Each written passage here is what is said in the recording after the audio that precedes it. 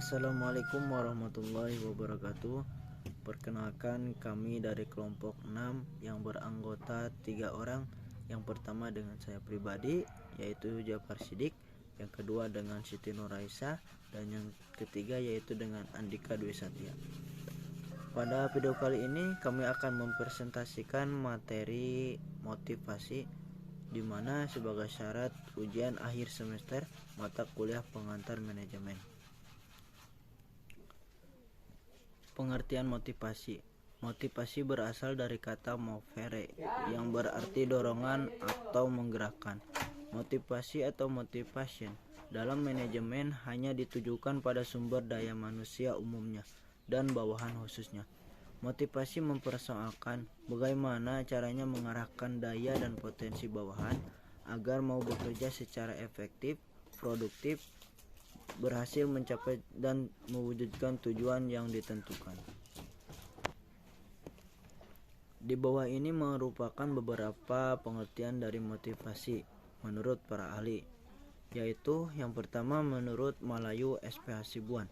Motivasi adalah pemberian daya penggerak yang menciptakan kegairahan kerja bagi seseorang agar mereka mau bekerja sama secara efektif dan terintegrasi dengan segala daya upayanya untuk mencapai suatu kepuasan.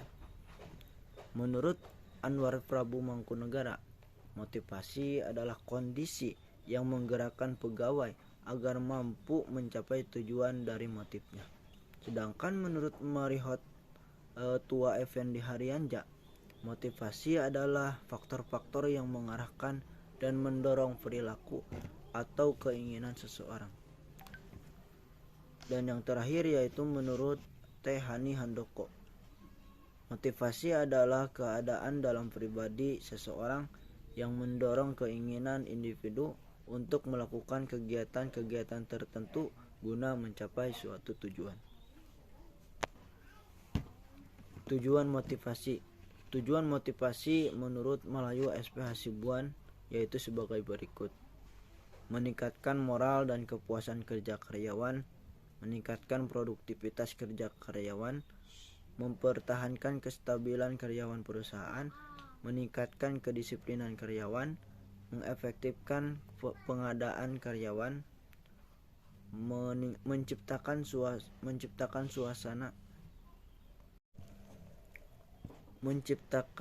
suasana dan hubungan kerja yang baik, meningkatkan loyalitas, kreativitas, dan partisipasi karyawan, meningkatkan kesejahteraan karyawan, mempertinggi rasa tanggung jawab terhadap karyawan dan tugas-tugasnya, meningkatkan efisiensi penggunaan alat-alat dan bahan baku. Berikut ini adalah beberapa catatan untuk mendukung dan memotivasi karyawan agar mereka dapat perform dengan pekerjaannya dan mencapai tujuan yang diinginkannya, yaitu dengan usaha. Lalu bagaimana kita memotivasi orang agar lebih efektif dalam melakukan pekerjaannya, dan yang terakhir yaitu ketekunan.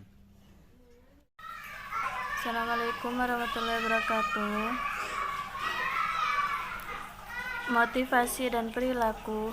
Tujuan berada di luar individu yang seringkali menunjukkan kepada harapan mendapat hadiah atas motif yang diarahkan. Tujuan oleh para ahli fisiologi sering disebut sebagai insentif. Akan tetapi, orientasi kita bahwa motif tidak dimaksud sebagai insentif.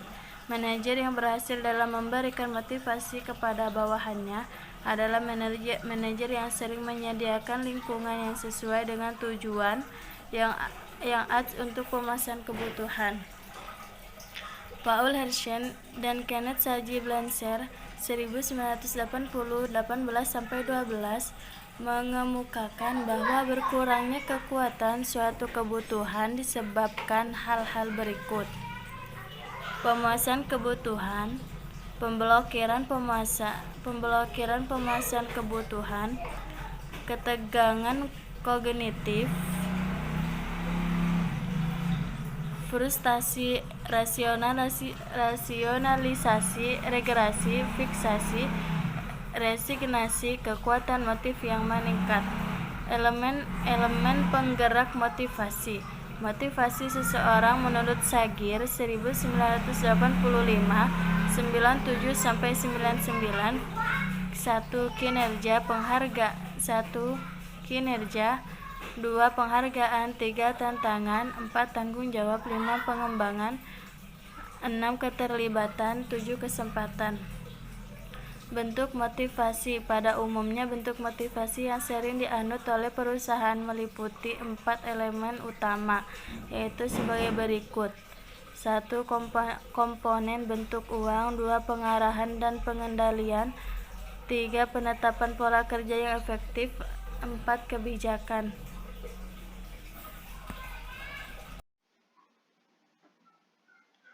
Teori motivasi dan penelitian.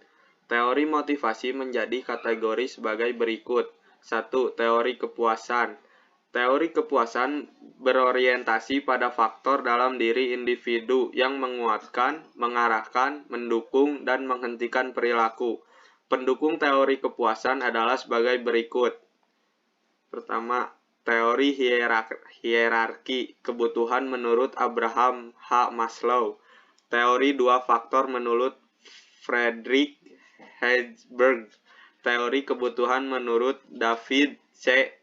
Mencelan. 3. Teori proses yang merupakan karya dari Victor H. Fromm. Tahun 1964 dideskripsikan pada bagian berikut. Teori harapan, teori keadilan, teori penguatan.